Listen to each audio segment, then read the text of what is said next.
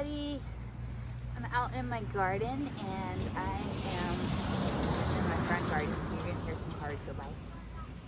I am going to divide some of my yarrow to give to some friends and to trade with my neighbor for other plants. He brought me an elderberry today and he doesn't have any yarrow in his yard. So I decided I was going to pot him up some yarrow, and I have this nice big healthy patch. You can't see the whole thing, but it spreads out that way, and it's really easy to transplant, and it's a wonderful herb. And so I thought I would show you guys how easy it is to transplant. It grows wild here in the Appalachian Mountains. This is Achillea millefolium, and it's the subspecies Proa, and it has white flowers, and you can find it in meadows and along the edge of meadows, all up high in the Blue Ridge and the Smokies. I don't find it in too much of an abundance up there very often, so I prefer to cultivate it for use in my own apothecary. So yarrow is a wonderful plant. It is what we call a vulnerary, and what that means is that it helps to strengthen, or a vulnerary tonic. It helps to strengthen vessels, so your blood vessels and whatnot, and it can be used as a hemostatic to stop blood very successfully. I've dealt with some deep wounds before where I've either packed dried powdered yarrow into a deep wound to help it heal, or put tincture on something that was bleeding profusely to stop it from bleeding, and it works great. My favorite use for yarrow is in a tea for colds and flu, and it's a diaphoretic. So what that means is it induces sweating. So when you drink yarrow tea and it induces sweating, that can help to lower a fever, which I find very useful for colds and flu. It's astringent, so it tones tissue. So it can tone your tissue in your throat or down into your lungs, even along your trachea when you're sick, and help to relieve a sore throat or soothe a sore throat. And it tastes really lovely. I like to combine it in a tea with elderberries and elderflowers and peppermints, and pretty much 50-50, a little less on the peppermint. And it makes a wonderful tasting tea that really helps to reduce a fever and move a cold or flu along. So it spreads by runners, so it makes it really easy to transplant. And so I'm gonna dig up a couple of these, and they're super easy. You just find where the runner is. You go to the root. People walking by.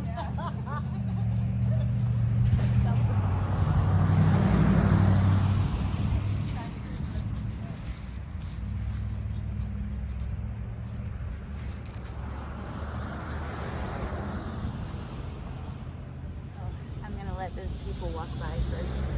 I live in an urban environment. It's an urban herb farm around here.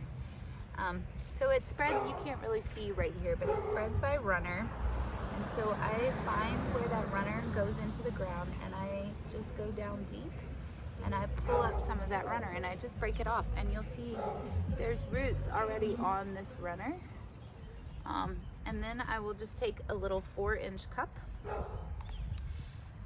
or 3-inch cup, and with some dirt in it, and I'll stick that runner down where it already has those roots and cover it up, and then I will water it in. Now they do experience transplant shock when you do this. They don't like it. They don't like being taken from their mother plant, but they'll like it later on when they make a new patch of them. So they'll go through some transplant shock, and here's a bigger one that I did last week, and you can kind of see that it's got some brown leaves that have browned on it, and it's kind of droopy, but it will rebound if you baby it and you give it some water, consistently keep it wet and a good source of light without being in the direct sun or heat. It'll come back and it'll come back profusely. But you can trim those dead when it goes into a little shock. You can trim those off, or you can trim them off in the beginning. I'm actually going to cut these leaves halfway, and that just kind of like signals to the plant to make roots instead of leaves, and build a strong root system. So I'm going to do that with that one, and this one I just planted with you guys.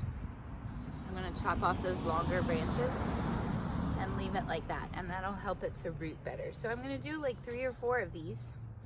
Let's pull up another one. You just find that runner and follow it a few inches down and then pull. And oh look, I got a nice big root with that one. So put that in a little pot. You can also do this and just stick it, like if you have one nice yarrow patch going, you can create a second yarrow patch by just pulling these and sticking them into one of your beds or the ground. And they usually will do pretty well as long as they get water, good water, while they're being established. This whole patch I have here that extends out, I created from 2 plants that weren't much bigger than this about 3 years ago, and it has become abundant. And last year I took 2 little sprigs that were about this size, and I put them in that bed that you can see behind me, and you can see that I have a whole big nice patch of yarrow growing there now, in just 1 year. So it's, if you're in the Appalachian Mountains anywhere, this stuff grows really abundantly and really easily, and it likes all kinds of different types of soil. It's not very picky about soil. And more cars going by. So yeah, so that's yarrow. Grow yourself some. If you have a friend that has a patch of yarrow at their house, ask them if you can take a little sprig of it and plant it.